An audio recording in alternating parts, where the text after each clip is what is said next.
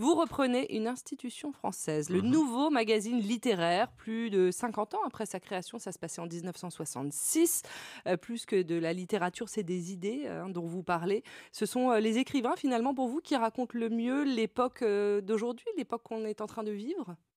En tout cas, via la littérature, à mon avis, qu'on peut le mieux comprendre notre monde. On est pris dans une forme de zapping permanent. Les intellectuels se sont transformés en commentateurs de l'actualité. Et donc, il me semble que les écrivains ont quelque chose à nous dire s'ils s'emparent de faits sociaux, de faits politiques, Ouais. même de faits divers, et qu'ils prennent le temps, en fait, de raconter. Donc, ils nous sortent du zapping.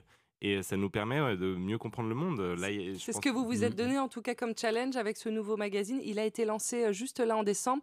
J'ai quelques bruits de souris qui me disent que ça marche très bien. Ouais, C'est une bonne surprise. c'est Ça, la c'est grande génial. et bonne surprise, ouais, parce qu'on a fait le pari des papiers longs, Oui. fouillés, et en fait, il y avait une demande pour ça. C'est-à-dire que ce qui permet à la presse papier de survivre, à mon avis, c'est de se distinguer du zapping et de la course à l'info la plus rapide possible. Parce que si on peut trouver ce qu'on trouve dans un journal papier sur Twitter ou sur votre fil AFP, eh bien, quel est l'intérêt Il de n'y a plus de payer valeur. pour un journal papier?